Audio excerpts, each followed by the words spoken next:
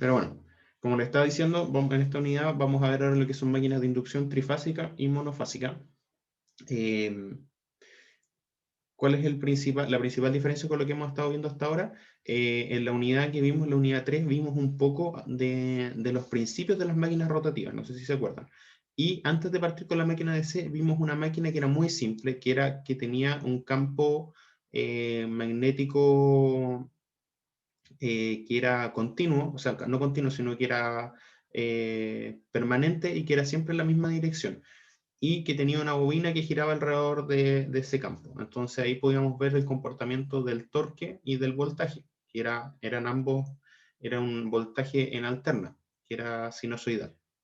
Bueno, ese es el principio de funcionamiento básico de una máquina en alterna, que es lo que vamos a estar viendo ahora, pero obviamente es mucho más complejo en realidad a la hora de analizar una máquina una máquina en sí, sino que eso, ya que vamos a ver que los campos magnéticos acá no son permanentes, sino que no se mantienen siempre en la misma dirección, sino que vamos a ver que son rotatorios. Entonces eso ya le va a dar un cambio al estudio de las máquinas en sí que vamos a estar viendo.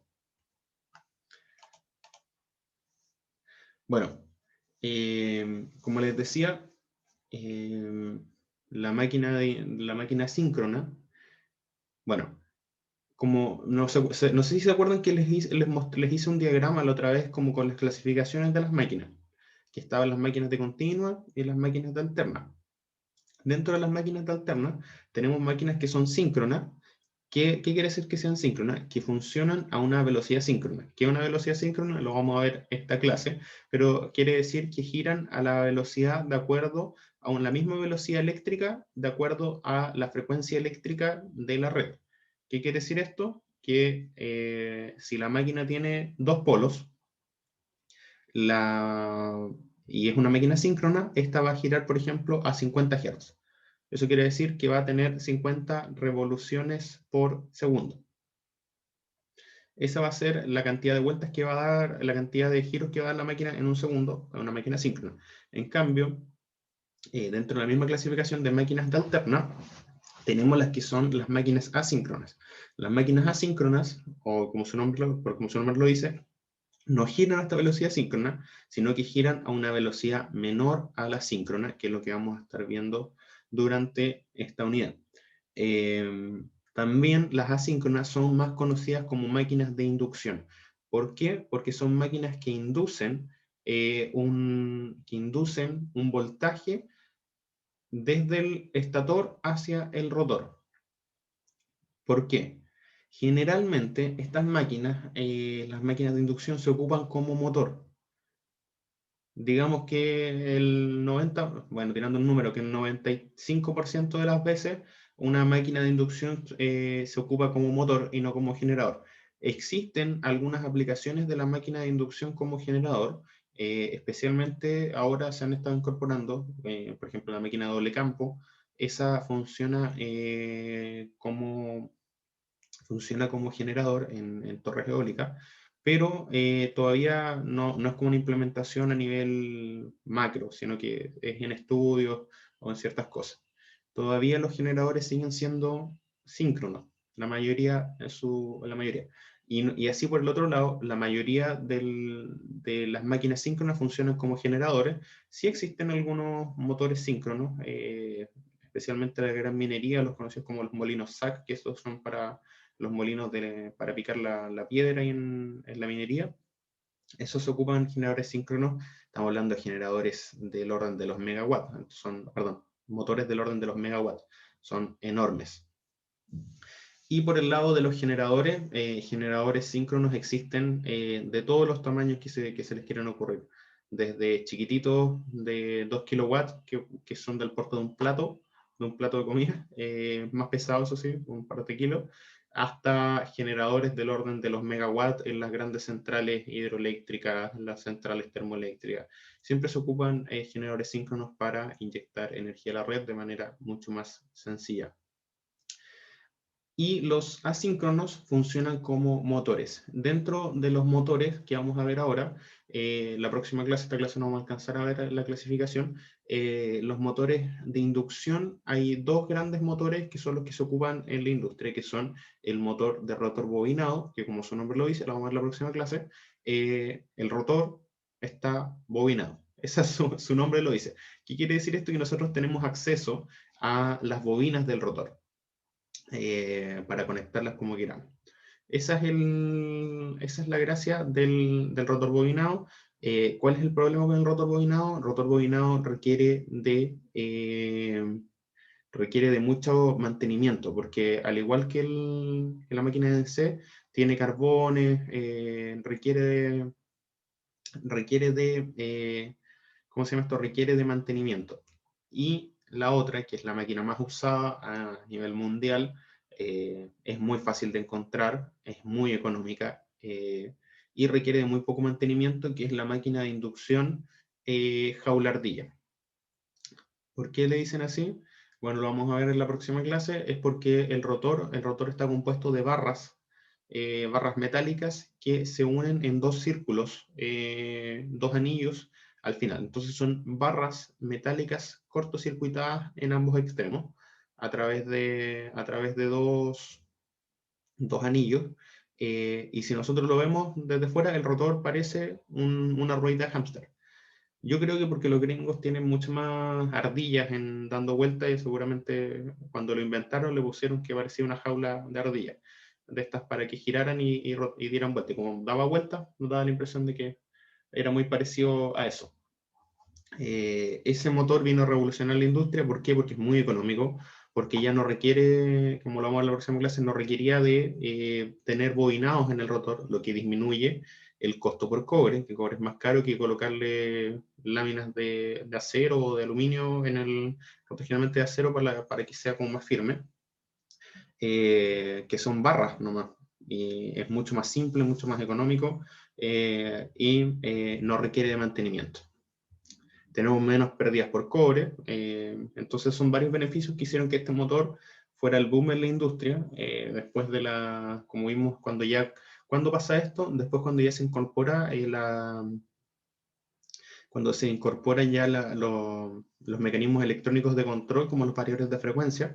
Igual la máquina de inducción, por ejemplo, funciona mucho sin control, sino que se hace girar como a su velocidad y a través de poleas, a través de engranajes, logran bajarle la velocidad y siempre hacen, por ejemplo, para cosas que son de uso continuo, por ejemplo, algo que está girando, algo que quiera mover, por ejemplo, una, una cinta, como está girando todo el tiempo a la misma velocidad, a través de engranaje nomás le bajan la velocidad y logran mantener una velocidad continua. En cambio ahora, los variadores de frecuencia, bueno, no son baratos, pero cada vez son más económicos. Entonces se pueden incorporar y ahí han logrado que se mantenga que esta máquina sea como la más ocupada en todas las industrias. ¿Qué vamos a ver? Hoy día vamos a alcanzar a ver campo magnético giratorio, concepciones básicas de la máquina de inducción, la fuerza magnetomotriz, distribución de flujo y el torque inducido. Eso es lo que vamos a ver hoy día. O me parece que vamos a ver frecuencia en rotor y no esto.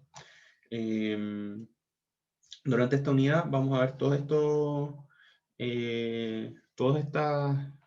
puntos. Ya la próxima clase vamos a estar mirando el circuito equivalente. El circuito equivalente, que es lo que nos va a funcionar para hacer cálculos, para ver cómo funciona. Introducción al control de velocidad. Después la última clase con determinación de los parámetros de la mija. De la mija vamos a decir la máquina de inducción jaula-ardilla.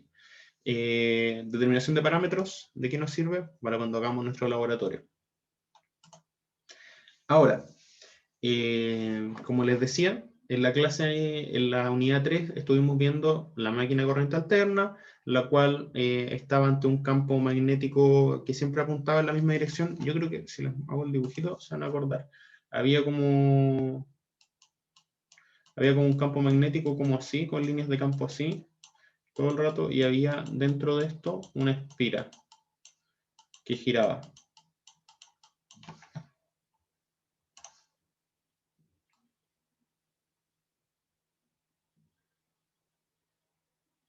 No sé si se acuerdan.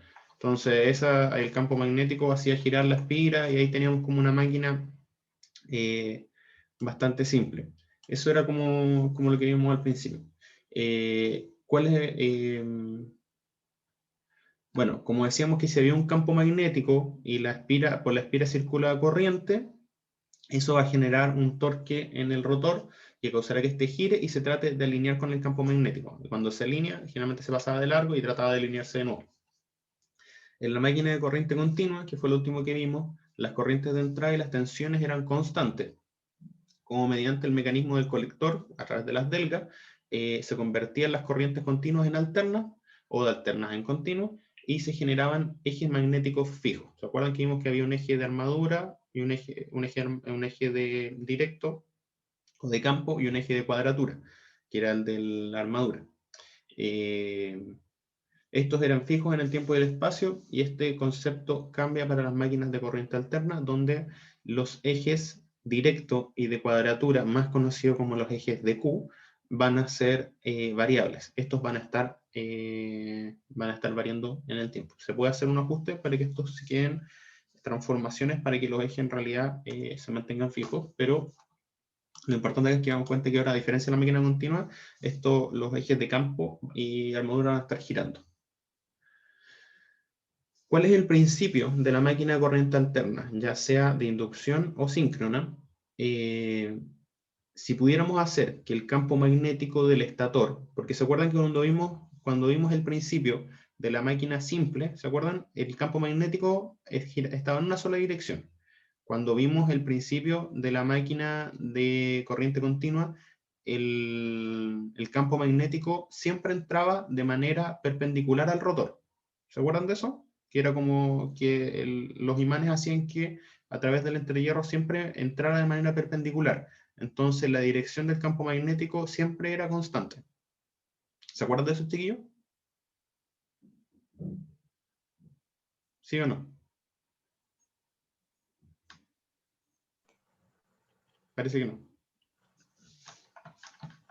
Algo, profe. Ya. Ya, ¿se acuerdan que cuando vimos máquina de corriente continua teníamos el rotor que era algo redondo, ahí teníamos el entrehierro, adentro estaba el rotor que era la espira que giraba, y luego aquí teníamos como el entrehierro, que es muy delgadito, que me está quedando bastante mal esto, pero... Y después acá teníamos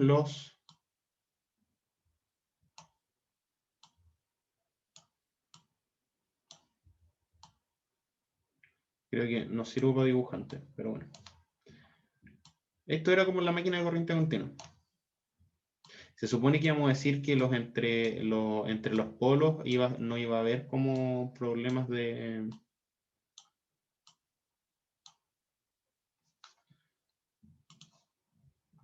Entonces, ¿qué pasaba acá? Que no debía haberle dejado ese círculo, pero no importa.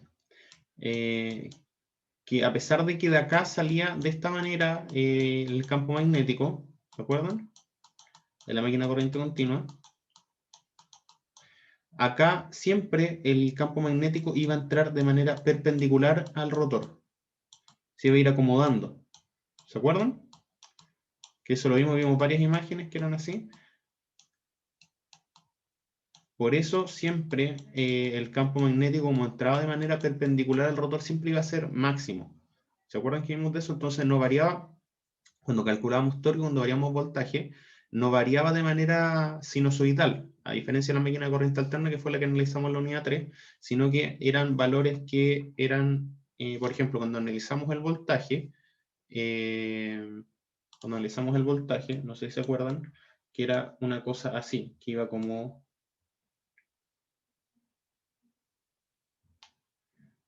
Y ya después cuando nosotros le colocábamos las delgas, el voltaje era una cosa que era como...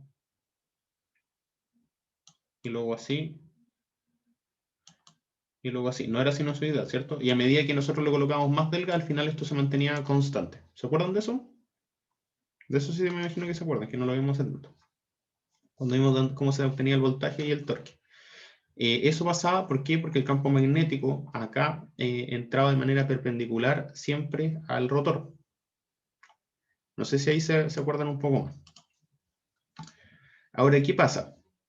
nosotros hacíamos a través de el mecanismo de las delgas, ¿se acuerdan? Que hacíamos que eso variara, y entonces de nuevo iba a partir de cero. El voltaje, por ejemplo, no pasaba por el ciclo negativo, sino que iba a volver a ser positivo. Entonces nosotros hacíamos con ese cambio por ejemplo, que nunca se pudiera orientar bien al campo magnético que estaba en el estator, el rotor. Pero, ¿qué pasó con las máquinas de corriente alterna? En la máquina de corriente alterna, nosotros para hacer girar, si pudiéramos hacer girar el campo magnético, el rotor perseguiría constantemente a los círculos de campo magnético del estator. Este es el principio básico de los motores. Entonces, ¿qué pasa? Si nosotros tenemos, vamos a dibujar acá, imaginémonos que esta es la dirección de campo magnético del estator, y yo tengo acá el rotor. Esta es la dirección del campo magnético del rotor. ¿Qué pasa? Para que estos lleguen lleguen como un punto de equilibrio, el rotor siempre va a tender a generar un torque en esta dirección para lograr, vamos a colocarlo en verde, esto va a generar un torque en esta dirección, no así, sino que son torques que son tangenciales. Aquí, luego así, no sé si me entienden. Y al final, hasta que nosotros tengamos esta dirección aquí. Cuando pasa eso, la máquina debería estar quieta, porque los campos están alineados. Entonces, ¿qué es lo que buscan los campos magnéticos? Alinearse. Entonces, una vez que se alinean los campos, llegamos como en estado de equilibrio, y la máquina debería dejar de moverse. ¿Qué es lo que hacemos nosotros? Como que al final estamos engañando el campo magnético del rotor. ¿Y qué pasamos ahora? A medida que el campo magnético del rotor empieza a girar, ¿qué hacemos? El campo magnético del estator se mueve otro poco. Entonces este tiene que seguir girando. Y eso hace que tengamos un movimiento acá continuo rotativo. Ahora, ¿cómo podemos hacer que este campo magnético gire del estator, vaya girando siempre, se mantenga girando, y de tal manera entonces que el campo magnético del rotor va a querer hacer lo mismo? Para alinearse con el campo magnético del estator, va a empezar a rotar, a rotar, y eso va a hacer que genere un torque rotativo, y ese torque rotativo va a hacer que la máquina genere una velocidad angular. No sé si me entienden el principio, chiquillos. ¿Se entiende?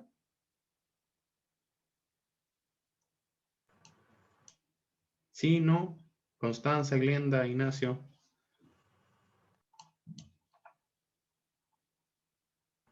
¿Podría explicar de nuevo esa parte, profe? La Ya. última.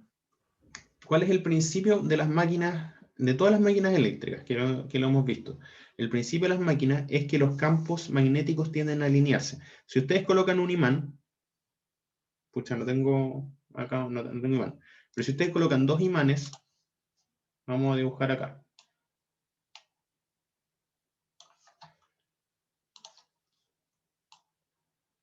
Vamos a colocar norte y sur. Imagina, tengo un imán acá y tengo otro imán acá. Bueno, me quedo choco con el poste.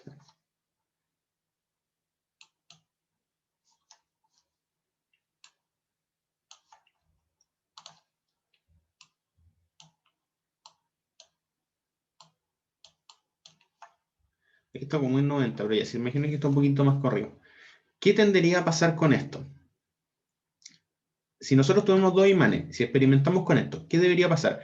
Este imán debería tender a alinearse con el campo magnético de este, ¿cierto? Este está generando un campo magnético de esta manera.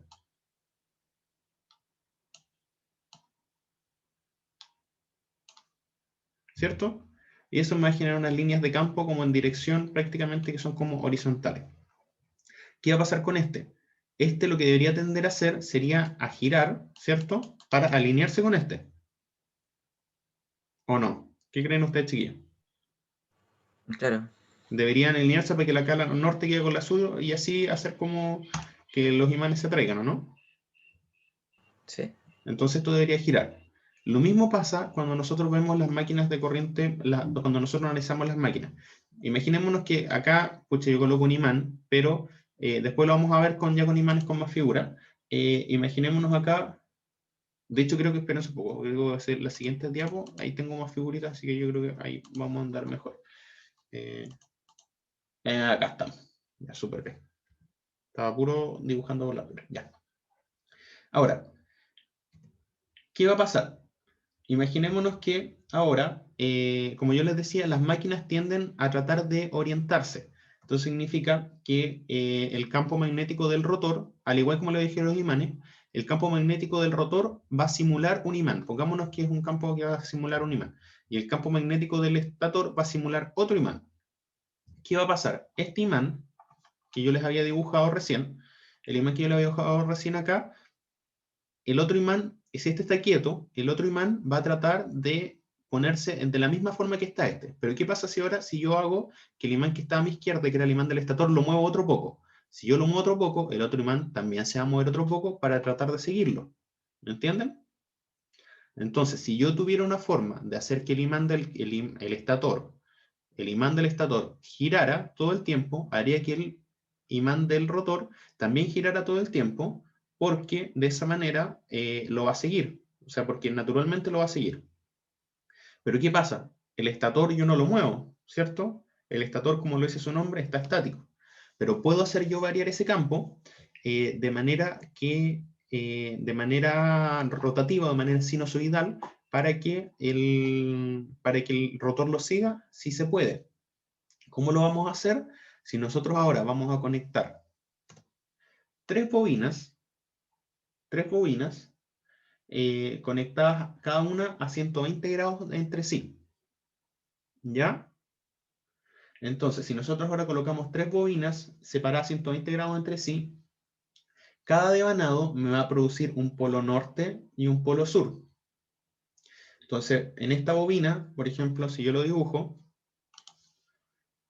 ¿dónde está el polo norte y dónde está el polo sur? No me pregunten.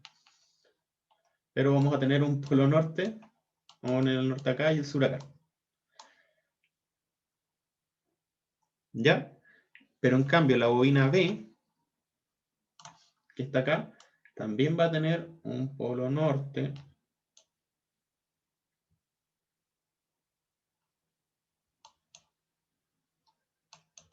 y un polo sur. Y vamos a dibujar una bobina acá con la C.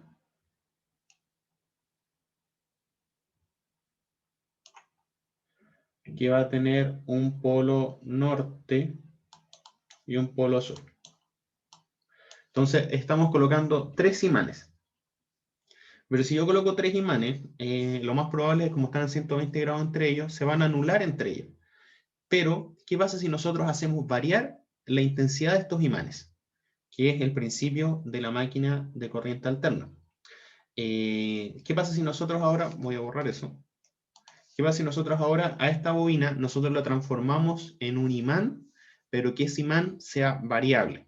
Vamos a ver, ¿y cómo varíe? Varíe sinusoidalmente. ¿Cómo lo podemos hacer? Si nosotros recordamos un poco, nos vamos a dar cuenta que nosotros podíamos generar una H, o, ¿se acuerdan? O también podemos generar una fuerza magnetomotriz que va a depender de la corriente, ¿cierto? Entonces, si yo genero una corriente variable, ¿cómo va a ser mi campo magnético? ¿Continuo o variable? ¿Qué creen, chiquillos?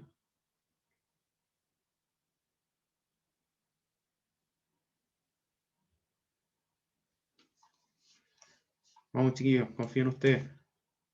¿Variable? Bien, variable. Si yo genero una corriente variable, voy a tener un campo magnético variable. Por lo tanto, imaginémonos ahora que la corriente que circula por la bobina A tiene esta forma. Una corriente IM, todo IM va a ser una corriente estable, o sea, me refiero a estable, sino que IM va a ser la magnitud que va a ser para las tres corrientes iguales. La diferencia es que en la bobina A, esta va a tener, y va a ser IM seno de omega t. En la bobina B, que es entre B y B, va a ser IM seno de omega t menos 120, y en la bobina C va a ser IM seno de omega t más 120. ¿A quién les parece conocido esto, chiquillos?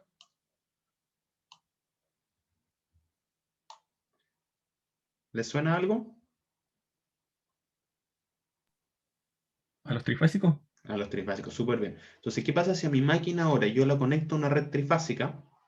Me va a generar, obviamente, corrientes trifásicas. Entonces, si yo conecto mi máquina de tres bobinados a una... Ojo acá, que los bobinados espacialmente están separados 120 grados entre ellos. Eso es una cosa. Una cosa es que las corrientes estén de fase 120 grados, que son las corrientes trifásicas, y otra cosa es que los polos estén separados 120 grados entre ellos. Entonces, si yo voy desde el polo A hasta el polo B, nos fijamos, hay 120 grados. Del polo B al polo C hay 120 grados. El polo A está versus el A' está en 180 grados, pero el A' con respecto al B' también está en 120 grados, y el B' con respecto al C' también está en 120 grados. ¿Me entienden? Entonces tenemos dos cosas que se mezclan acá. La primera es que tenemos acá bobinas, como dice acá su nombre, que vamos a tener bobinas separadas 120 grados. Ojo acá, 120 grados eléctricos. Nos vamos a dar cuenta que primero los grados eléctricos van a ser igual a los mecánicos, después los vamos a cambiar. Pero imaginémonos que ahora, como lo vemos mecánicamente, cada una de estas bobinas está separada a 120 grados. Y aparte de eso, nosotros le vamos a dar una corriente sinusoidal, corriente trifásica. Entonces, si nosotros vemos acá cómo van a ir variando esto, van a ir variando dependiendo de la corriente en el tiempo. Ahora, si nosotros nos fijamos bien, cómo va a ser la corriente, si la corriente que va desde la bobina A entra acá y sale por acá, fluye hacia el extremo de A de la bobina y sale por el extremo A', eso quiere decir que entra por acá y sale por acá, va a producir una intensidad de campo que va a ser, acordémonos, va a ser una intensidad de campo que va a ser HM por seno de omega t con un ángulo de 0. ¿Qué nos va a dar el ángulo? La ley de la mano derecha. Ahora, esto es lo que les quería mostrar. Como vamos a tener, imaginémonos que la intensidad de campo acá está entrando de manera perpendicular a la diapositiva. Está entrando por acá. ¿Me siguen? O sea, estamos en el plano Z. ¿Me siguen, chiquillos, o no? Sí. Ya estamos en el plano Z. Acá.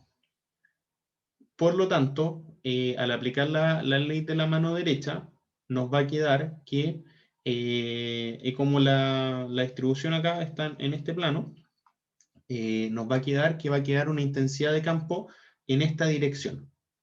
¿Ya? Ángulo 0. ¿Por qué? Porque obviamente, porque acá tenemos en esta dirección de entrada, o sea, tenemos que, por ejemplo, entre A y A', la dirección que va a la bobina está así. Está así, ¿cierto? Esa es la dirección que va a recorrer la bobina. Imaginemos que estoy saliendo del... imaginemos que estoy metiéndome al eje Z acá, a través de esto. Pero voy a tener acá esto así. Por lo tanto, si nosotros aplicamos la regla, y acá voy a tener una corriente.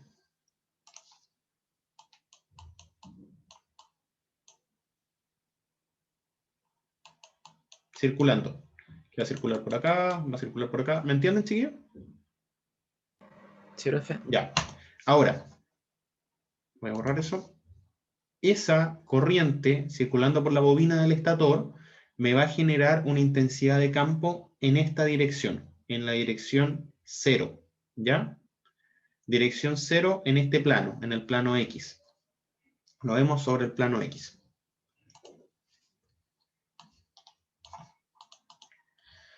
Ahora, ¿cómo va a variar esto? Va a variar sinusoidalmente la magnitud va a variar sinusoidalmente, va a ser con un máximo HM, va a variar sinusoidalmente, pero la dirección va a ser siempre la misma, siempre va a tener un ángulo 0. La dirección de esta intensidad de campo no va a variar. El ángulo 0 dice, representa el ángulo del vector espacial de la intensidad del campo magnético. La dirección de H AA o AA' se rige por la regla de la mano derecha. los dedos entran y el pulgar apunta hacia la derecha, se debe hacer notar que la magnitud de la intensidad de campo es sinusoidal, como está acá, pero la dirección es siempre constante. Lo mismo pasa con las intensidades de campo HB, HBB y HCC, que estamos acá. La diferencia acá es que ojo acá, que para que no nos pille, que si nos fijamos, la magnitud es totalmente dependiente de la corriente. ¿Se fijan, chiquillos? Vamos a las corrientes, IBB, ICC. Las magnitudes, la magnitud de la intensidad de campo es igual a la, o sea, no es igual, sino que la magnitud es proporcional a la corriente, porque se guía bajo el mismo componente sinusoidal. ¿Hasta ahí me siguen, chiquillos? Sí. Pero, ¿cómo? ¿Todo ¿Sí? bien, profe? Todo ya. Pero la dirección de la intensidad de campo va a ser distinta. Ojo acá, para que no nos pille. Por ejemplo, si en HBB la magnitud es HM por seno de omega t menos 120 grados, pero la dirección va a ser 120 grados, va a estar cambiada. ¿Por qué pasa eso? Simplemente por la regla de la mano derecha acá, que me va a indicar en dónde va a estar la dirección del campo magnético. Entonces esta va a estar en 120 grados y la HCC va a estar en menos 120 grados. Si nosotros vamos acá, nos vamos a dar cuenta acá que acá está puesto en esta figura. ¿Ya? Entonces, vamos a tener el HAA, el HBB y el HCC. Que esto va a ser, el H como es similar a la intensidad de campo, al campo magnético, son proporcionales, el campo magnético también va a tener la misma dirección. Entonces, vamos a darnos cuenta, no sé si tengo un GIF de esto, a ver. No, pero no se nota tan bien. Ya. Veamos. Lo que quiero mostrarles acá es que a medida que va pasando el tiempo, no tengo un GIF de esto, pensé que tenía uno. Ya. Por ejemplo, si no estamos en un instante de tiempo, pongamos que estamos en un instante de tiempo, bueno, analicemos solo esta, en rojo. Por ejemplo, en un instante de tiempo, ¿cuándo el seno de omega t es máximo? En 90 grados, ¿cierto? Sí, profe. Ya, partamos entonces partamos de atrás para adelante. Partamos ahora en azul. Imaginémonos que estamos en 0. Estamos en t igual 0. O como omega es constante, como omega k es constante, va a ser constante, que va a ser, omega va a ser 2πf de la red. Vamos a ir rotando. Entonces, si nos vamos fijando, esto va a ir girando, o sea, va a ir aumentando hasta llegar hasta el máximo en 90 grados y después va a ir disminuyendo. Entonces, si tuviera un GIF, esto haría algo que subiría y luego bajaría y luego volvería a subir y luego bajaría. Perdón, volvería a subir. ¿Me siguen, chiquillos? Por ejemplo, con el HA, que esto va subiendo y bajando con esto. Sí, profe. ¿Sí? Y lo mismo pasa con todas las otras, solo que están desfasadas. Entonces, ¿qué va a ir pasando a esto? Que después me va a ir generando un campo magnético neto, que lo vamos a ver ahora. No borré la...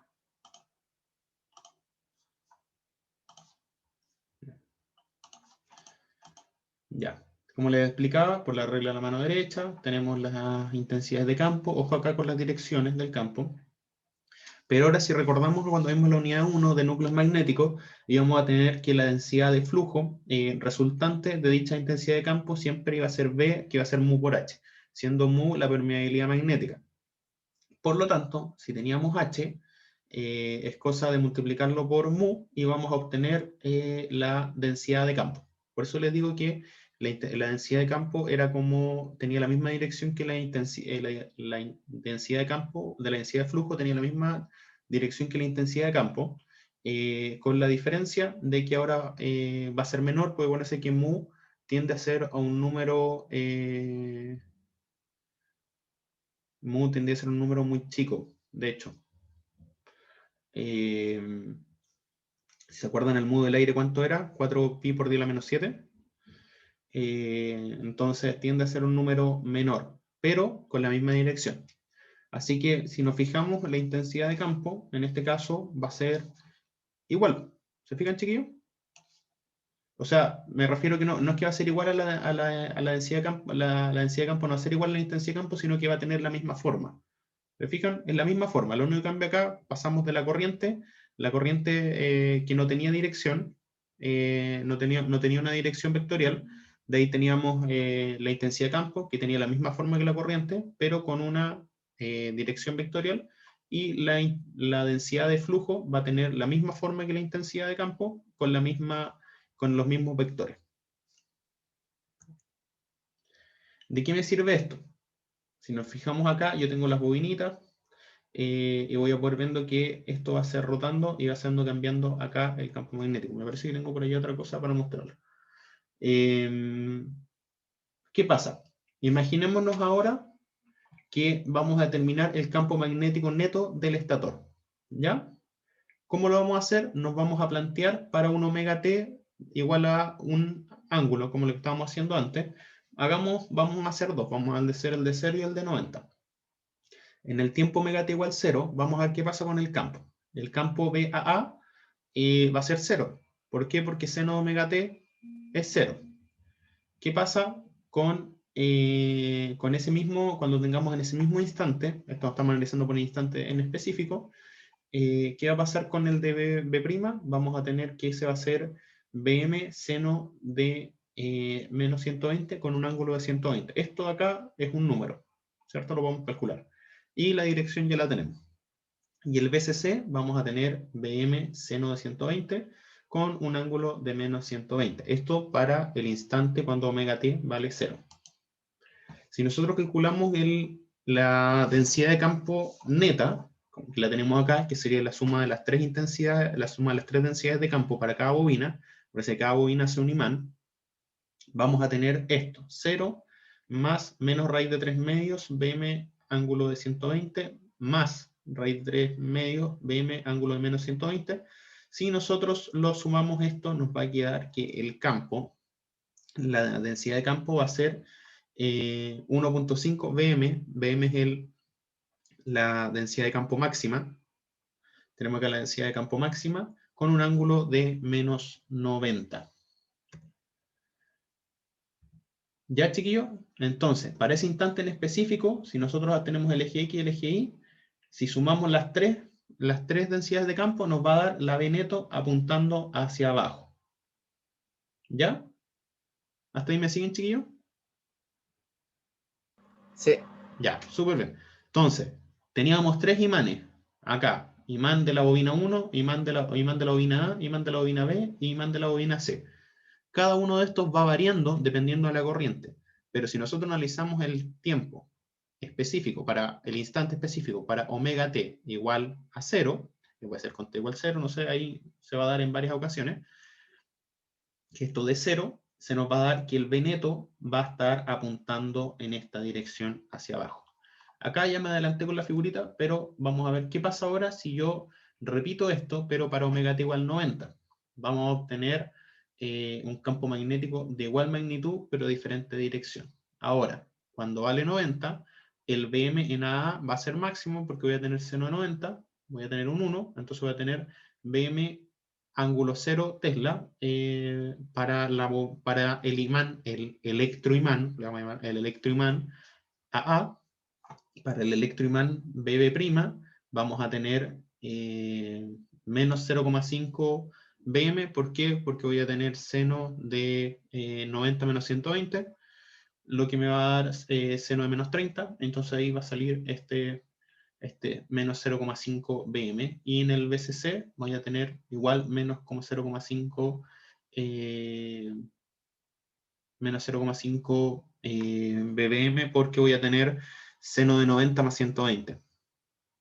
Y voy a tener lo mismo. Entonces, ahora, ¿qué pasa? Cuando yo sume los tres, voy a tener un B neto de, adivinen cuánto va a ser, misma magnitud, 1,5 veces el valor máximo, el B máximo, chiquillos, es el B máximo para una fase, ¿ya? Cuando estamos como estamos viendo trifásico, o un imán. El BM es el densidad de campo de un solo imán. Como acá tenemos 3 imanes, me va a dar la suma neta para cada instante, me va a dar 1,5 BM, pero variando el ángulo. En este caso me da con un ángulo 0.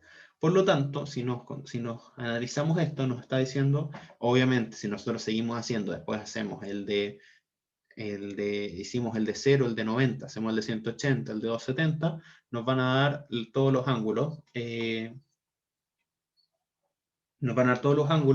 y el vector de campo magnético resultante va a ser constante, de magnitud constante, pero girando en sentido contra las manecillas del reloj.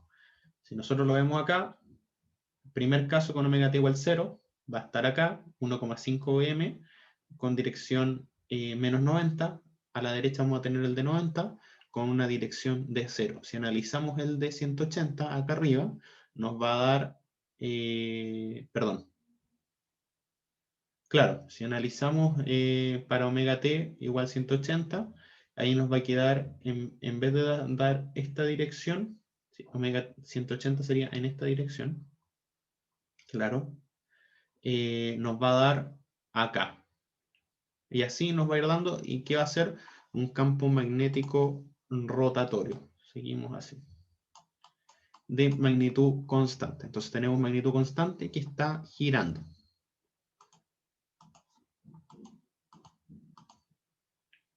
¿Ya, chiquillos? ¿Me entienden hasta ahí? Sí, algo, profe. Ya. ¿De qué nos sirve esto? Chiquillos, ¿de qué nos sirve esto? Como yo les decía al principio, ¿qué pasa si nosotros tenemos un campo magnético, ahora una intensidad de campo magnético de magnitud constante, pero que está girando todo el tiempo? ¿Qué va a pasar si yo le coloco un rotor con campo magnético? ¿Qué debería pasar?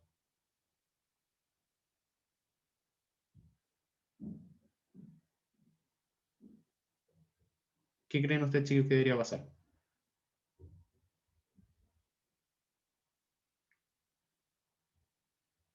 ¿Qué va a ser el campo magnético del rotor?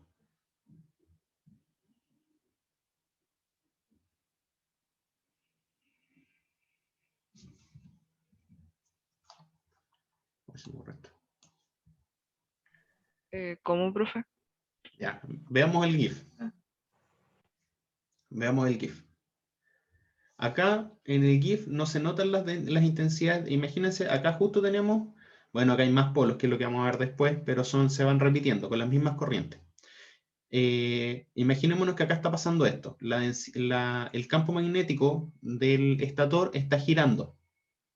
¿En qué dirección? Bueno, acá está al revés, pero porque debe ser en sentido antihorario. El campo magnético está girando del estator, ¿cierto? Si yo Sí, tengo un campo magnético en el rotor, ¿qué va a pasar con ese campo magnético? ¿Qué va a tender a hacer?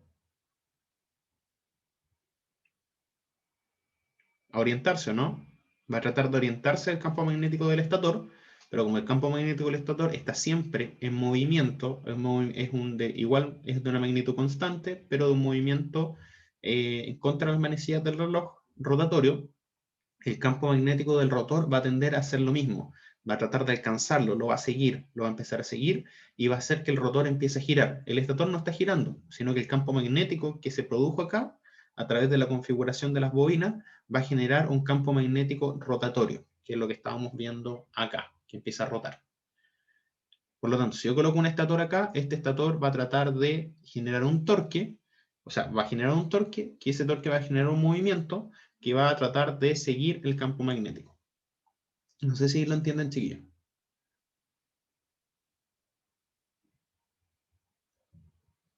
Ese es el principio de las máquinas de corriente alterna. Así funcionan. ¿Por qué? Porque el campo magnético del rotor siempre va a tratar de buscar, siempre va a tratar de, ¿cómo se llama esto? Va a tratar de encontrar el campo magnético del estator. como el campo magnético del estator está en movimiento, el campo magnético del rotor también va a estar en movimiento para tratar de seguirlo. Pero ¿cómo va a tratar pero para tratar de seguirlo va a requerir, por ejemplo, energía, porque para generar ese campo magnético. Entonces ahí va a generar un movimiento, va a generar una velocidad. Ese es el principio de los campos magnéticos. Entonces lo primero que vimos ahora fue solo el estator. ¿Cómo funciona el estator? El estator tiene, al tener conectado 3 bobinas, 3 electroimanes, va a generar ahora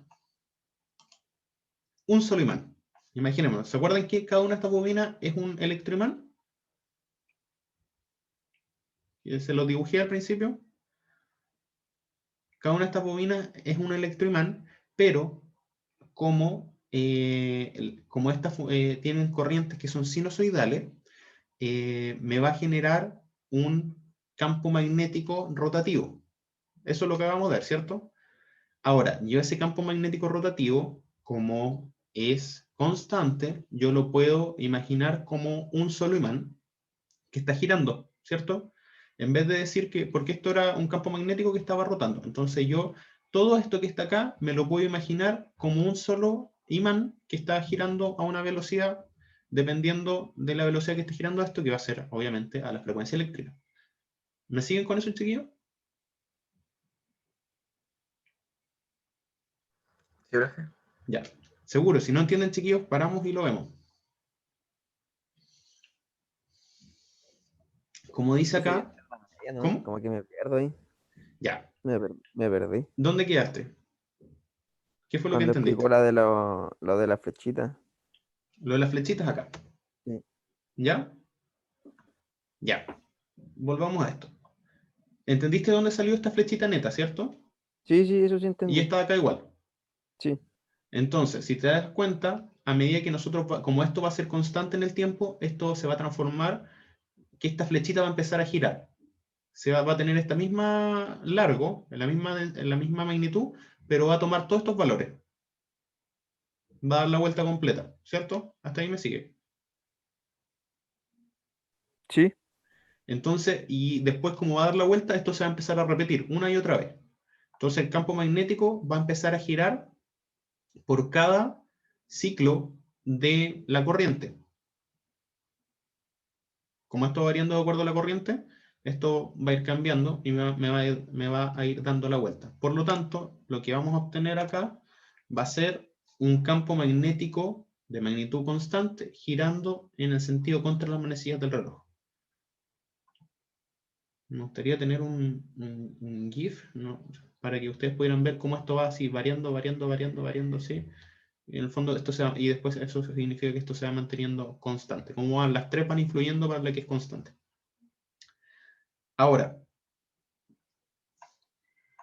aquí dice, el vector de campo magnético neto, el B neto, resultante va a ser de magnitud constante girando. Por lo tanto, como va a ser de magnitud constante, nosotros nos podemos imaginar entonces qué existe que tenga una magnitud de densidad de campo constante. Un imán. Podemos nosotros imaginar un imán. Un polo norte acá y un polo sur acá. ¿Cierto? Y eso me va a generar una densidad de campo constante. Pero ahora este imán no está quieto, sino que me dice que el imán que va a ser el B neto va a girar. Entonces, imaginémonos que nosotros entonces ahora tenemos un solo imán que está girando. No sé si se entiende, Sebastián. sí, profe, ahí sí Ya. comprendí. Entonces, nosotros ahora pasamos de tener 3 electroimanes que están quietos, obviamente que están quietos acá, pero que tienen una variación sinusoidal, que esos 3 van a producir como si fuera un solo imán que está girando. Este imán que estamos viendo acá es imaginario, no existe, obviamente. Yo no tengo un imán físico ahí, sino que es como la acción del campo magnético que está funcionando. Y este campo magnético va a estar girando a una velocidad omega m. ¿Cuál va a ser esa velocidad omega m? Esa velocidad omega m va a ser la velocidad mecánica de rotación del campo magnético en revoluciones por segundo, que va a ser igual a la frecuencia de la red en Hertz. Si nosotros tenemos esta configuración, 3 bobinas, cada una con una corriente, obviamente de una corriente trifásica, que por ejemplo van a estar girando 50, 60 Hz, depende de la red que estemos, va a hacer que este campo magnético que está acá vaya girando. Este imán va a girar. ¿A qué velocidad va a girar? Obviamente a la velocidad que está girando, o sea, a la velocidad que está variando la red. ¿Cuántos ciclos da la red en un segundo? Depende de la frecuencia. Puede dar 50, si es de 50 Hz, significa que voy a tener 50 ciclos en un segundo, por lo tanto, esto va a tener 50 valores distintos en un segundo. Perdón, más de 50, obviamente 50, va a completar 50 ciclos en un segundo, por lo tanto, cada ciclo va a ser un giro del imán. No sé si me entienden. Cada ciclo de la corriente me va a generar una vuelta del imán, que está acá. Por lo tanto, la velocidad mecánica, me refiero a la velocidad que está rotando, este campo magnético va a ser igual a la frecuencia de la corriente. No sé si se entiende. Si eso se entiende. Sí, profe, sí se entiende. Ya, súper bien. Entonces, este va a dar una vuelta completa en un ciclo de la corriente. Como lo que vemos acá.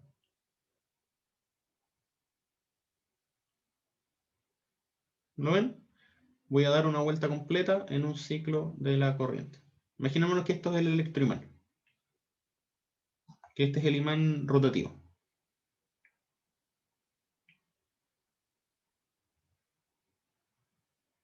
Y acá tenemos, este es U, pero es equivalente. Imaginémonos que estas son las corrientes que están circulando por cada bobina. Esto debería estar acá arriba, eso sí. Ya. No sé si ahí se entiende un poco más, chiquillo. ¿Me darían un minuto para buscar un vaso de agua? Voy a vuelvo, chiquillo. Voy a aprovechar de hacer un café, güey. Ya. ¿Les tinca nos tomamos 5 minutos? Bueno, profe. Sí, profe, Ya. ningún problema. Bueno, como les estaba diciendo, en el caso del primer circuito que vimos, que era cuando tenía acá 3 bobinas, cada una de estas bobinas, que tenía una corriente trifásica, me generaba el imán en movimiento constante.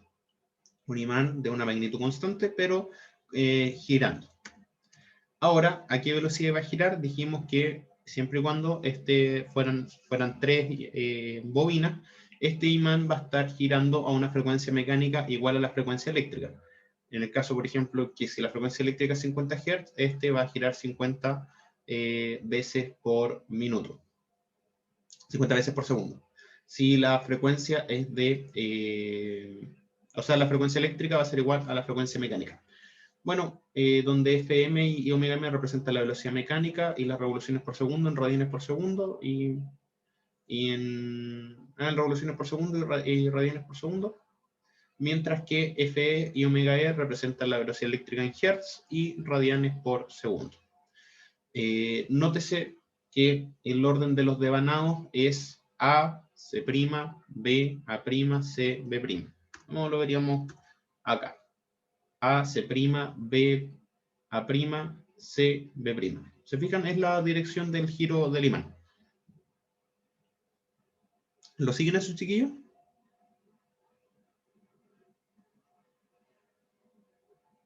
Ya, súper. ¿Qué pasa ahora? ¿Qué pasa ahora si nosotros repetimos este modelo 2 veces dentro del estator? Que en vez de tener 3 bobinas, ahora vamos a tener 6 bobinas, pero siguiendo este mismo patrón.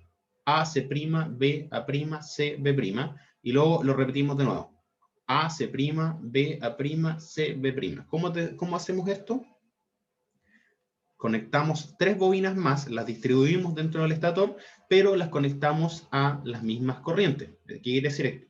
Todas las A las conectamos a la corriente A, todas las B las conectamos a la corriente B, y todas las C las conectamos a la corriente C. ¿Qué va a pasar cuando nosotros hagamos eso? Aplicando las corrientes trifásicas del estator en los polos norte y los polos sur, como lo vamos a ver en la figura acá,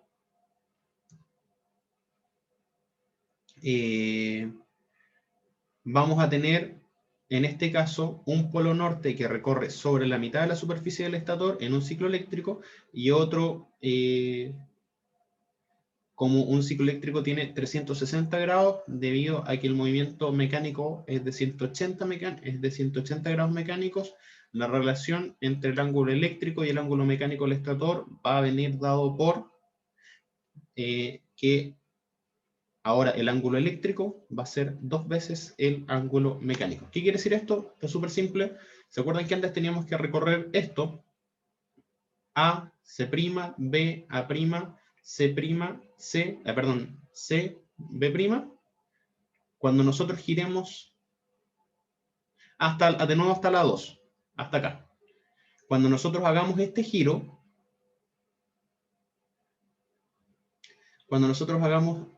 chiquillos, perdón, acá está hasta acá. Cuando nosotros hagamos hasta acá, vamos a tener un giro, o sea, si nosotros decimos que vamos a ver el ciclo eléctrico, cuando nosotros hagamos hasta acá, voy a tener un giro, o sea, voy a tener una revolución eléctrica. Y acá voy a tener una revolución mecánica. O sea, ¿qué quiere decir esto? No es que dé un giro completo, no es que esté dando un giro completo, sino que a lo que me refiero es que el campo magnético va a dar como si fuera una vuelta completa. ¿Por qué? Porque acá vamos a tener dos imanes. Vamos a tener acá dos imanes, que estos imanes van a estar ahora menos distanciados, entonces van a completar como si completaran un giro de campo magnético o completaran un ciclo de campo magnético en la mitad de tiempo. ¿Me entienden? Al aumentar el número de polos, voy a tener dos electroimanes en vez de uno, por lo tanto, en una vuelta voy a completar como si fueran dos. No sé si se entiende, chiquillos. ¿De qué nos sirve esto? Si nosotros lo analizamos, ya, voy a tener dos ahora. ¿De qué me sirve esto? Significa que la frecuencia eléctrica me va a generar 2 veces la frecuencia mecánica, y que y por lo tanto la velocidad se va a duplicar.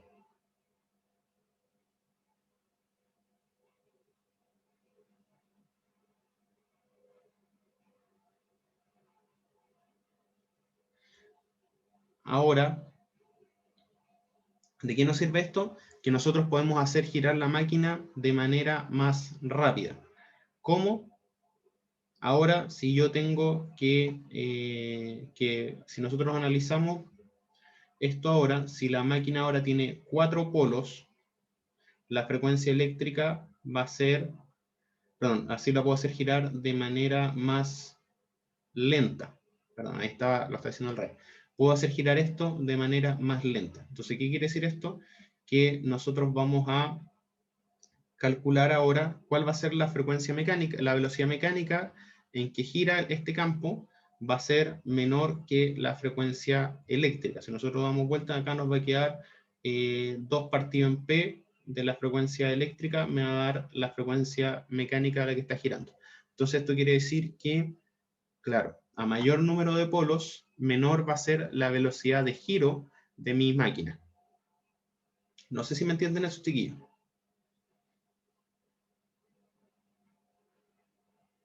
¿Me entienden? ¿Sí, no? ¿Cómo, profe? ¿Puede repetir lo último?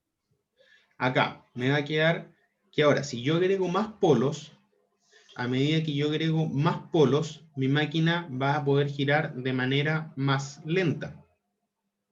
Porque imagínense cuántos son 50 revoluciones por segundo, que es una máquina de un polo, o sea, de un polo, claro, 50 revoluciones por segundo en 60 segundos, me va a dar de 3000. Ahora, de 3000 revoluciones de 3000 RPM. ¿Cierto? Sí, profe. Ya, ¿qué pasa ahora si yo la quiero hacer, quiero que gire a 1500, no a 3000?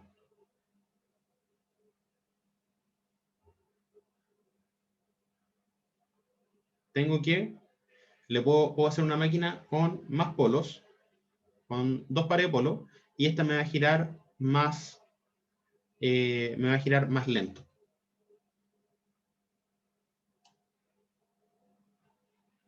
¿Se entiende, no, eso? Sí, Acá profe. a través de esta fórmula. Sí. Ya.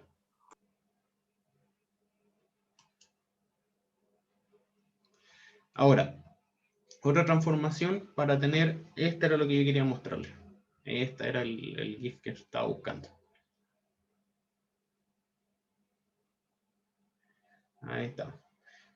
Otra transformación para tener en cuenta es que la frecuencia mecánica nosotros la podemos traducir a revoluciones por minuto, va a ser Nm partido en 60, por lo que es posible relacionar la frecuencia eléctrica del estator en Hertz a la velocidad mecánica resultante de los campos magnéticos en revoluciones por minuto, como la frecuencia eléctrica va a ser igual a las revoluciones por minuto por el número de polos partido en 120.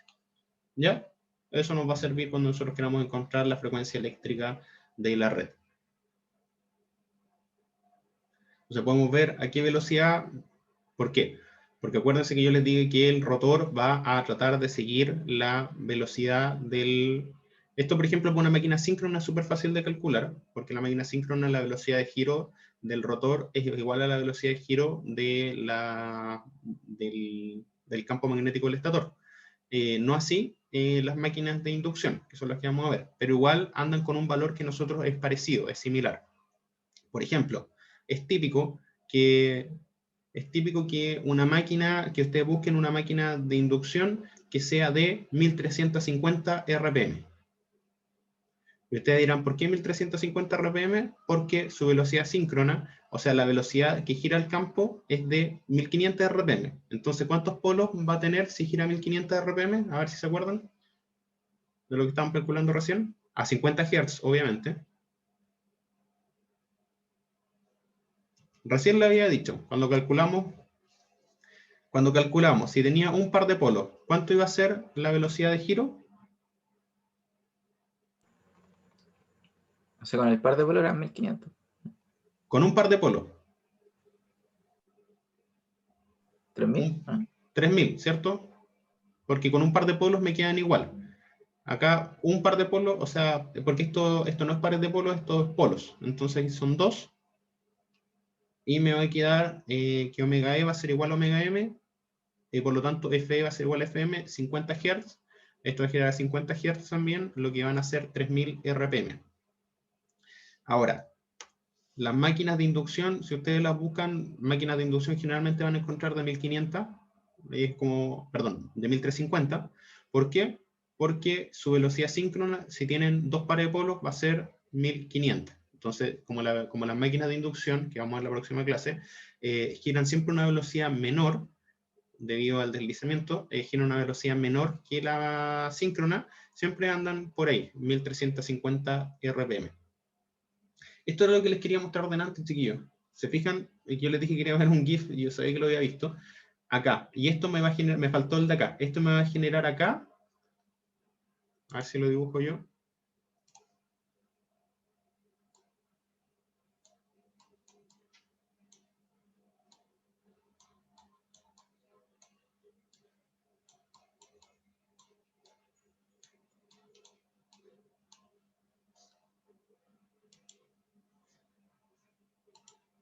¿Se fijan?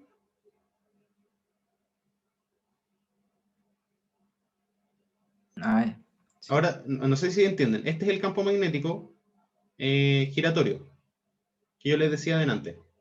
Y estos son los campos magnéticos producidos por, o sea, no sé si están en línea, pero más o menos ese es el comportamiento, que están producidos por las bobinas.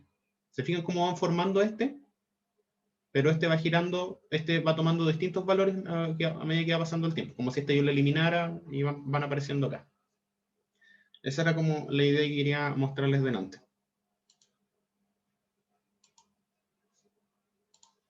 Ya. Por lo tanto, nosotros, esta es una ecuación que es clásica. Esta tienen que aprendérsela. ¿Por qué? Porque esto me va a dar la frecuencia eléctrica. Si yo tengo, con esto, si yo por ejemplo tengo la frecuencia eléctrica, tengo la velocidad de giro nominal, puedo calcular el número de polos de la máquina. ¿Me entienden? Esto sirve para las máquinas síncronas. O si yo tengo la velocidad síncrona de la máquina, me dicen, por ejemplo, la velocidad síncrona es de 1500, o la velocidad síncrona es de 3000, y la frecuencia eléctrica es de 50. Entonces yo puedo aquí hacer, variar esto. ¿Se entienden, chiquillos?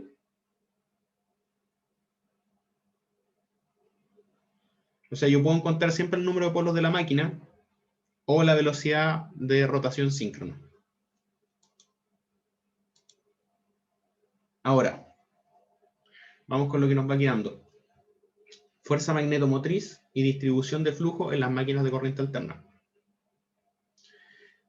Ya. Vimos todo lo que era el estator. Hasta ahora vimos todo el comportamiento del estator. ¿Se fijan? Del flujo, o sea, del campo magnético del estator. El campo magnético del estator, como lo vimos acá, nos iba dando este movimiento de campo magnético, que es similar al de la corriente, pero es espaciado en el tiempo. O sea, tiene un vector y va a ir girando. Y vimos también de que si yo amplío el número de polos, que quiere decir que si repito, en vez de tener esto, lo duplico dentro, acá, lo duplico dentro del... Lo duplico dentro del giro, significa que voy a tener que por cada giro mecánico que yo dé en realidad del rotor, voy a generar dos veces dos ciclos eléctricos, porque voy a pasar por dos veces por el tema de las bobinas. Por lo tanto, voy a poder reducir mi velocidad, de giro del rotor. O si nosotros lo vemos desde el otro punto de vista, así como que cuando tengo dos pares de polos, voy a generar dos vueltas de campo magnético, por decir algo así.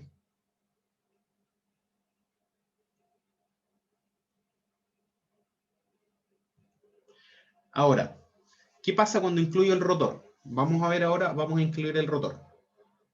Existen, bueno, ya vimos que el flujo dentro de la máquina es perpendicular al plano del devanado y la dirección está descrita por la regla de la mano derecha. Eso lo vimos en la unidad 3. En una máquina de corriente alterna real, la existencia del rotor y el entrehierro no resulta ser tan preciso, ya que va a depender de ciertos conceptos que vamos a tener que analizar, que es la geometría principalmente del rotor. Comúnmente existen dos tipos de rotores. Esto principalmente para las máquinas de corriente, este análisis generalmente se hace para las máquinas síncronas, ¿ya? Pero igual es súper bueno entenderlo. Son como los principios básicos de la máquina de corriente alterna, pero finalmente se aplican a las máquinas síncronas, pero nos sirve para entender también las máquinas de inducción. ¿Qué va a depender? Si el rotor es cilíndrico o el rotor es de polos salientes. ¿Qué quiere decir esto? Con la foto se va a entender. Rotor cilíndrico, ¿se entiende? Rotor de polos salientes. ¿Ya? Si el rotor es cilíndrico, este análisis es muy similar como a lo que hacíamos cuando veíamos la máquina de corriente continua, ¿se acuerdan? Porque el entrehierro es constante, así que ahí no tenemos problemas. Pero cuando el rotor es de polos salientes, cambia, ya que el entrehierro se vuelve variable. ¿Se entiende, chiquillo?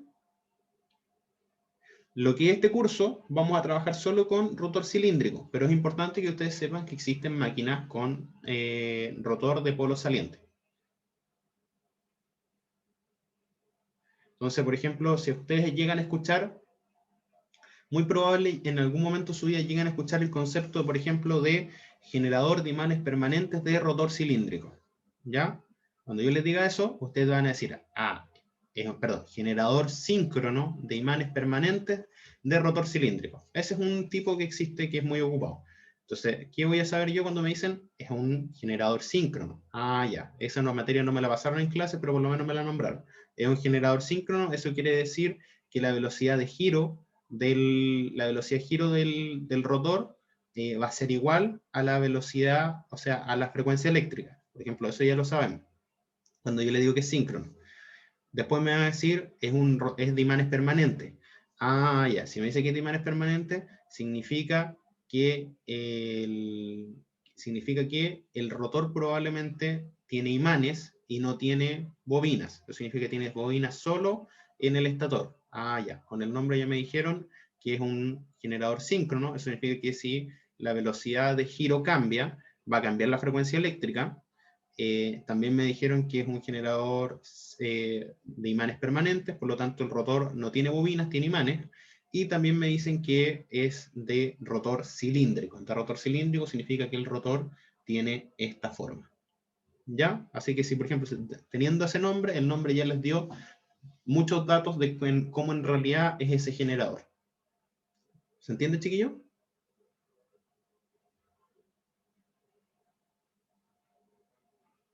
¿Sí? ¿No? Sí, profe. Sí, Ya. profe. Súper. O también me pueden decir, tengo un generador síncrono de polo saliente. Y me imagino algo así. Para conceptos del curso de análisis matemático, vamos a trabajar solo con el cilíndrico. Ya. Las máquinas de rotor cilíndrico son las más sencillas de analizar, por lo que vamos a estudiar solo esa. La máquina de rotor cilíndrico, la reluctancia del entrehierro es mucho mayor a la del rotor. ¿Se acuerdan que la reluctancia del aire o del vacío era mucho mayor a la del núcleo magnético? Por lo que el vector de densidad de flujo va a tomar el camino más corto al entrehierro. Eso significa que va a saltar de manera perpendicular, similar a lo que veíamos con la máquina de corriente continua. Para producir un voltaje senoidal en una máquina como esta, la magnitud del vector de densidad de flujo B debe variar de manera sinusoidal a lo largo de la superficie del entrehierro. B varía sinusoidalmente solo si la intensidad de campo H, por lo tanto la fuerza magnetomotriz, varía de manera sinusoidal a lo largo de la superficie del entrehierro. Lo cual vimos recién que se podía hacer como con las corrientes trifásicas. ¿Se acuerdan de eso? Ahí hacíamos variar sinusoidalmente el H, hacíamos ver que la corriente era sinusoidal, por lo tanto el H era sinusoidal y el B también era sinusoidal. Me refiero ahí desde el punto de vista de cada bobina. Ahora, hay un método para lograr esto, ya. Estamos viendo que eso pasaba de todas maneras sinusoidal. Pero ¿qué pasaba cuando yo juntaba las tres? ¿Se acuerdan qué pasaba, chiquillos? ¿Cómo era el vector de campo magnético?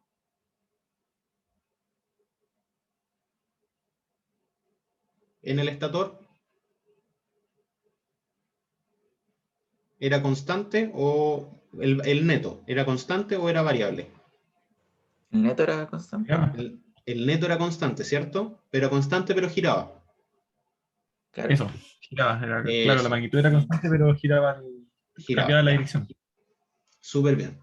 Ahora, se nos pone un poco más complicada la cosa ahora que vamos a incluir el rotor.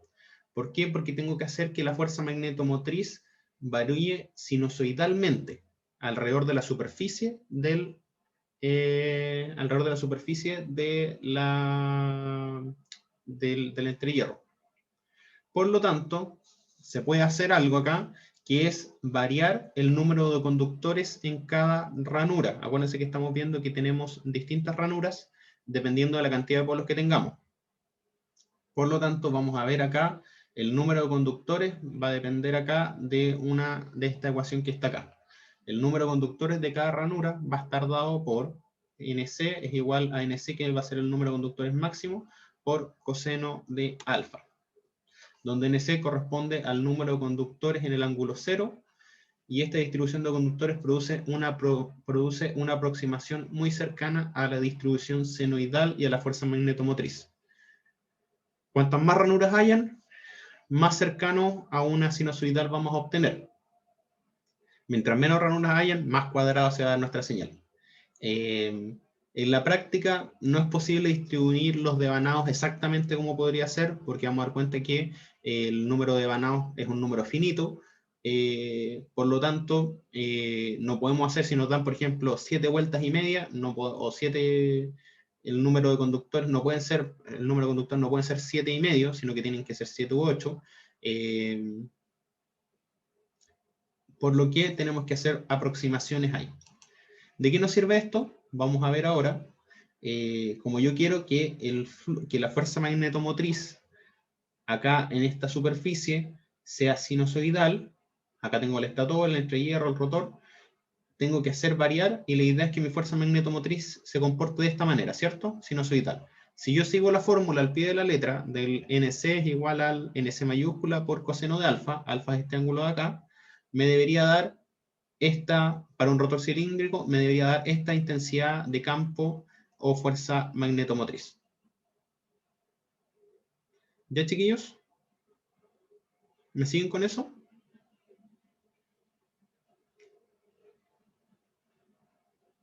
¿Sí, no? Me perdí, Ya. profe. Ya. Estamos viendo una cuestión totalmente aparte. Dejemos esto por un lado, ¿ya? Aprendimos cómo funcionaba el estator con su campo magnético giratorio. Aprendimos también de que si yo aumento el número de polos, puedo disminuir la velocidad de giro de mi motor, ¿cierto? O de mi máquina. Hasta ahí quedamos bien. Sí. Ya, hasta ahí, pongámosle stop, dejémoslo ahí, vamos a ver otra cosa. Se une también, pero vamos a ver cómo pasa esto. Ahora, esto de acá que vamos a ver, es bueno que lo sepan, probablemente no lo van a ocupar nunca, pero tiene que ver con la construcción de las máquinas. ¿Ya? Si yo quiero hacer que mi fuerza magnetomotriz sea sinusoidal en mi máquina, ya con mi rotor puesto, tengo que hacer variar la cantidad de, vamos a ver acá, tengo que hacer variar la cantidad de conductores que hay en cada bobina. Acuérdense que las bobinas que yo tenía van a estar conectadas acá a, ¿cómo se llama esto? Van a estar conectadas siempre a una corriente sinusoidal trifásica. Entonces, vamos a ver qué pasa. Esto es para construir una máquina de corriente alterna que tenga una fuerza magnetomotriz sinusoidal. Vamos a ver cómo se construyen estas máquinas. Ahora, si nosotros vemos un pequeño ejemplo, ¿se acuerdan que les decía que tenemos ranuras y que esto no va a ser perfecto? Acá es como si fuera perfecto, perfectamente distribuido. ¿Ya? Vamos a tener una fuerza magnetomotriz sinusoidal. ¿Qué pasa en la realidad? Se comporta de esta manera. Entonces yo tengo que hacer aproximaciones acá. ¿Por qué? Porque tengo un número finito de ranuras y tengo un número finito de conductores a los cuales yo puedo incorporar. Entonces vamos a tener aproximaciones que mientras más ranuras yo tenga, imagínense tengo 4 ranuras. ¿Cómo se vería esto? Una cosa como un cuadrado con otro cuadrado, ¿cierto? Como un cuadrado sobre un cuadrado y acá cuadrado sobre otro. En cambio, acá tengo, por ejemplo, ¿cuántas? Veamos. 1, 2, 3, 4, 5, 6, 7, 8, 9, 10, 11, 12. Tengo 12 ranuras, lo cual tiene mucho sentido. Y aquí tiene que ser múltiplo de 3. Y aquí tiene que ser múltiplo de 3. Y vamos a ver, vamos a fijar acá nuestro ángulo 0 acá en la horizontal. Por lo tanto, si tenemos 12 ranuras, ¿a cuánto estarán separados cada una entre ellas? Imagínense, chiquillos, si tengo 360 dividido en 12. Acá me está dando la respuesta, 30 grados. 30 grados. Por lo tanto, si acá yo tengo, si coloco entre la mitad de estas dos bobinas el 0, voy a tener acá 15 grados de diferencia. Por lo tanto, si yo tengo 15 grados y le aplico que voy a querer que el NC sea de 10, eso quiere decir que quiero colocar un máximo de 10 conductores por cada,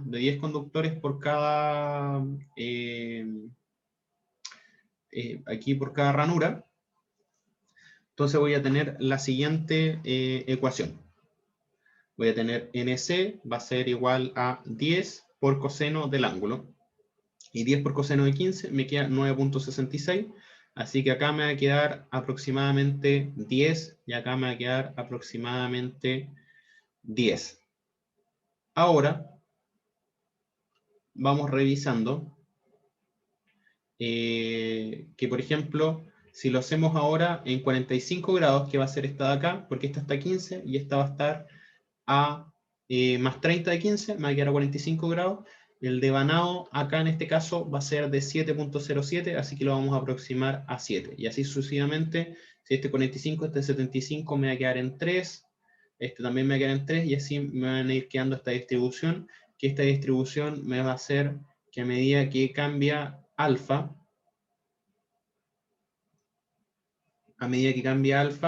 va a cambiar la fuerza magnetomotriz, de esta manera. ¿Se fijan?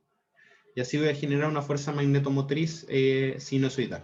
Esto, a ustedes, chiquillos, como electrónicos, probablemente nunca lo van a ocupar en su vida, porque tiene que ver con el diseño de máquinas, con el diseño de máquinas eléctricas. Pero igual es como bueno saberlo, conocerlo, cómo se diseña esto, porque antes teníamos el estator requería que le inyectara ciertas corrientes, pero no habíamos visto cómo iba a ser la configuración de las bobinas. Acá podemos ver que a través de la configuración de las bobinas yo voy a generar una fuerza magnetomotriz que va a ser sinusoidal. Ahora, esto a veces no se hace. ¿Por qué? Porque es difícil de hacer o no lo hacer, y colocan simplemente todas las bobinas iguales y no les queda un flujo, o sea, no les queda una fuerza magnetomotriz sinusoidal. Sino que las colocan iguales en cada caso. También se puede hacer. ¿Qué pasa con el voltaje? Si se colocan 3 bobinas en cada una con NC vueltas alrededor del campo magnético del rotor, luego los voltajes que vamos a tener tendrán la misma magnitud, pero desfasada en 120 grados. Entonces, el voltaje va a depender... el voltaje ahora va a depender del número de bobinas, lo cual tiene, o sea, del número de vueltas de la bobina, lo cual tiene mucho sentido, del flujo que está circulando,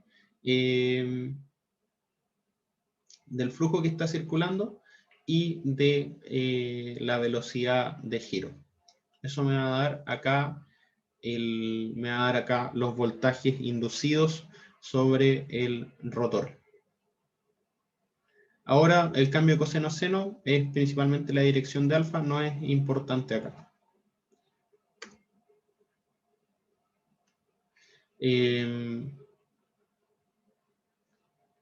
Esto lo habíamos visto, ¿se acuerdan? El campo magnético, producto de 3 bobinas separadas en 120 grados, y acá voy a tener el ángulo alfa, que me va a ir dando también acá, que me va a ir dando también el tema de la bobina, de la cantidad de vueltas de la bobina, y por lo tanto también del voltaje.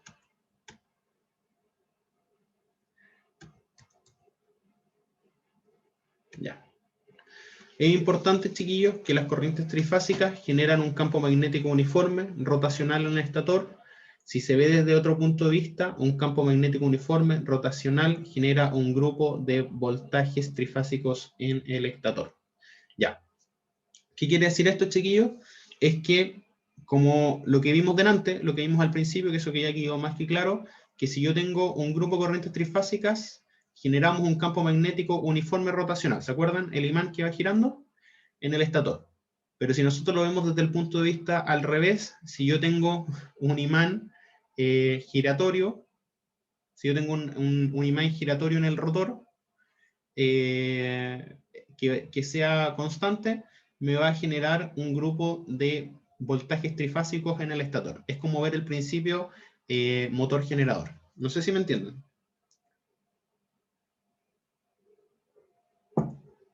Es lo mismo, imaginémonos ahora que no le estamos inyectando corriente, al estator, sino que yo tengo en el rotor, imaginémonos un generador síncrono, como yo le decía, imaginémonos un generador síncrono de imanes permanentes de rotor cilíndrico, ¿ya? Acá yo tengo, imagínense que esto es cilíndrico, es un cilindro, y yo tengo hartos imanes. Eso me va a generar un campo magnético uniforme, ¿cierto? Porque son imanes, su campo magnético no va a variar. O sea, puede variar por la temperatura, pero va a ser constante, no depende de la corriente. Por lo tanto, si yo lo hago girar, imaginémonos que es una turbina eólica, y la turbina eólica hace girar este rotor que tiene imanes. Entonces, como yo tengo un campo magnético uniforme rotacional, voy a generar un voltajes trifásicos en las bobinas del estator. ¿Se entiende, chiquillo?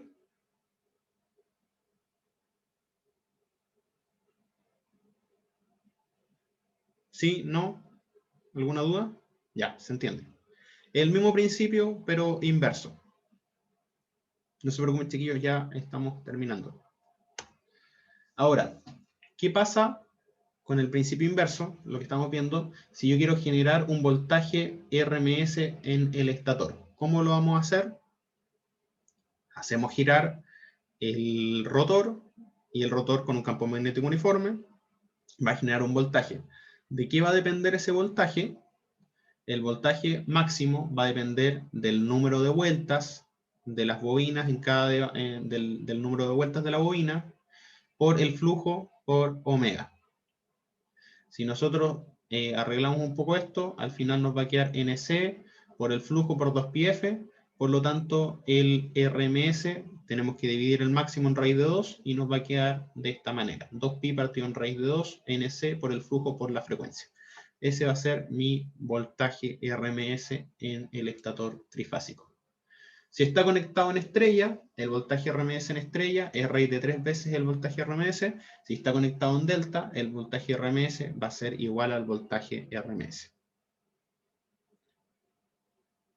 ¿Se entiende, chiquillo?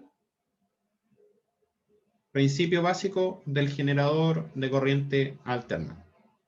Un imán dando vuelta que me genera voltajes trifásicos. Esos voltajes trifásicos van a depender si está en estrella o en delta. Hagamos un pequeño ejemplo, cortito. Tenemos un generador síncrono, máquina síncrona. Estamos pensando como una máquina síncrona. Estos son los principios. No vamos a estudiar la máquina síncrona en sí, pero estos son los principios básicos que nos van a servir. Nos dice que es de 2 polos y sabemos que la densidad peak del flujo de campo magnético del rotor es de 0,2 Tesla y la rotación mecánica del eje es de 3600 RPM. El diámetro del estator es de 0,5 metros y la longitud de la bobina es de 0,3 metros. Cada bobina tiene 15 vueltas. Ya nos dieron todos los datos y que la máquina está conectada en estrella. Calcular los voltajes trifásicos del generador en función del tiempo, el voltaje RMS de fase del generador y el voltaje RMS en los terminales del generador porque necesita conectada en estrella. Para determinar los voltajes, lo primero es calcular el flujo. Con la anterior ecuación, el flujo va a ser 2RL por B máximo. Eso lo vimos en la unidad 3, cuando vimos cómo calcular el flujo de una bobina cuadrada. Nos dice acá que el radio es de 0,5 y nos dice que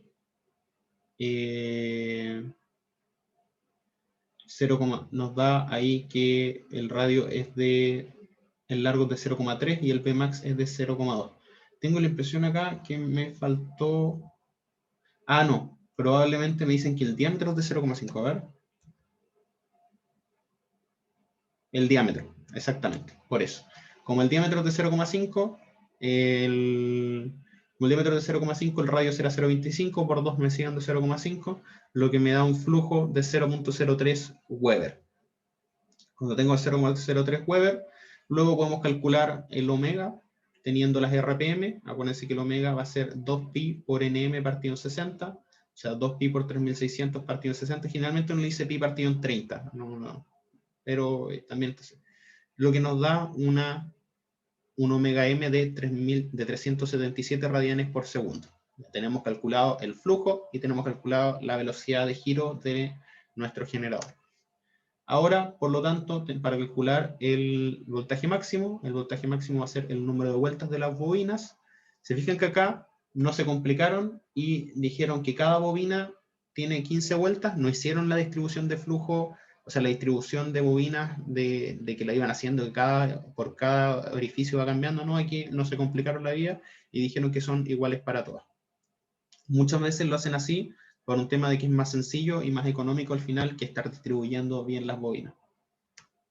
Lo que va a dar una fuerza magnetomotriz no muy sinusoidal, pero que igual funciona al final del cabo. Por lo tanto, como son 15, tengo el flujo y tengo la velocidad, me da que el voltaje máximo es de 169.7 volts. Como las magnitudes están generadas por nos queda así. Por lo tanto, la magnitud de los voltajes me va a dar que de la bobina AA me va a quedar 161,7 seno de 377t, por el omega t, y en las otras me van a quedar lo mismo, pero desfasados en 120 grados. El voltaje de fase, RMS, 169,7 y un raíz de 2, 120 grados de fase. La tensión entre terminales, como está en estrella, multiplicamos 120 por raíz de 3 y nos queda 208 volts. Entonces sí podemos calcular, si tenemos un generador, tenemos a cuánto está girando, tenemos su flujo máximo, tenemos su campo magnético máximo, su número de vueltas, podemos encontrar ahí los voltajes en terminales. Para terminar, chiquillos, nos queda esto nomás, son 3 diapos. El torque inducido, cuando estamos hablando de motor, torque inducido lo vemos en la unidad 3, que era una constante K por el campo magnético del rotor, producto cruz con el campo magnético del estator, donde BR es la densidad de flujo del rotor, B es la densidad de flujo del estator, K es una constante constructiva, dependiendo de la máquina, depende de mu también, que es la permeabilidad magnética. La permeabilidad magnética no es constante, depende de la curva de saturación del núcleo. Pero si aplicamos las tensiones trifásicas del estator, fluyen las corrientes trifásicas por el mismo. Estas corrientes provocan campos magnéticos que generan un vector BS, acuérdense el vector BS que es constante y giratorio, que gira en sentido contrario a las manecillas del reloj. La velocidad de rotación del campo magnético del estator va a depender, acuérdense, de la cantidad de polos y de la frecuencia eléctrica, pero la velocidad del estator nosotros la vamos a llamar velocidad sincrónica, y esta velocidad sincrónica está definida por, como yo les decía, si nosotros lo vemos va a estar 120 por Fe partido en el número de polos. Esto para ver la velocidad síncrona en RPM. ¿Qué es lo que yo les decía antes? Si teníamos un par de polos, si teníamos 2 polos y teníamos una frecuencia eléctrica de 50 Hz, esto iba a girar a 3000 RPM. Donde la frecuencia eléctrica, Fe es la frecuencia eléctrica de alimentación, P es el número de polos de la máquina, BS que pasa a través de las barras del rotor. Esto siempre cuando hablemos de barras del rotor nos vamos a estar refiriendo a la máquina de inducción Joule-Ardilla. El voltaje de inducción sobre el rotor va a ser el inducido, la misma fórmula de siempre, velocidad, el vector de velocidad de cruz, el vector de densidad de campo, por el largo por donde está circulando la corriente. Por lo tanto, teníamos que el voltaje inducido en las barras va a provocar una corriente circulante en el rotor. El flujo de corriente en el rotor produce un campo magnético BR, que es del rotor, y el torque inducido en la máquina queda definido por, como les decía, torque inducido por una constante K, por la densidad de campo del rotor, producto cruz por la densidad de campo del estator. Por lo tanto, el torque inducido en una máquina de corriente alterna de inducción va a ser en contra de las manecillas del reloj acelerando en esta dirección rotacional, y la velocidad del motor, en el caso de la máquina de inducción, es cercana a la velocidad síncrona, pero nunca igual. Lo que yo les decía antes, si la máquina, por ejemplo, gira a su velocidad síncrona es de 1500, lo más probable es que la velocidad de giro de la máquina de inducción va a ser 1350. Esto debido a que el rotor girará a una velocidad, esto debido a que si el rotor girara a una velocidad sincrónica, entonces las barras del rotor estarían estacionarias en relación al campo magnético del estator y no existiría variación de flujo. Entonces el producto de cruz acá notaría 0. Por lo tanto, no habría voltaje inducido en el rotor. Si no hay inducido, no hay corriente en el rotor, tampoco hay campo magnético en el rotor. Y si sin campo magnético en el rotor, el torque inducido es 0. Y el rotor reduce su velocidad hasta llegar hasta 0. Por lo tanto, nunca se puede llegar a la velocidad sincrónica con una máquina de inducción. Operación nominal, el BS, el B estator, gira a velocidad sincrónica, pero la velocidad del rotor siempre va a girar a una velocidad menor. Que es como lo que se ve acá. En un motor síncrono, ambos casos, el rotor y el generador van girando a la misma velocidad. Aquí sí se ve que van girando como a la misma velocidad, pero lo interesante acá es que esto va a producir un deslizamiento. Entonces, acá, a pesar de que el campo magnético, lo que es importante acá, chiquillos, es entender de que en una máquina de inducción la máquina nunca va a poder girar de manera natural, hoy estoy hablando de manera natural, a una velocidad síncrona. ¿Por qué? Porque si gira a una velocidad síncrona, no voy a tener inducción sobre el rotor, y como no voy a tener inducción sobre el rotor, al final la máquina se va a detener.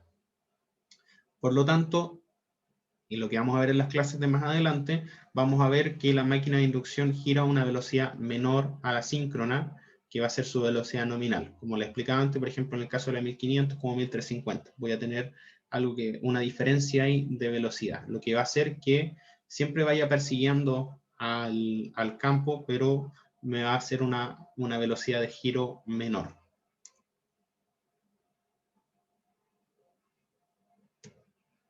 Eso, chiquillos. Estamos... ¿Cómo tengo que dejar de grabar? A ver, acá está.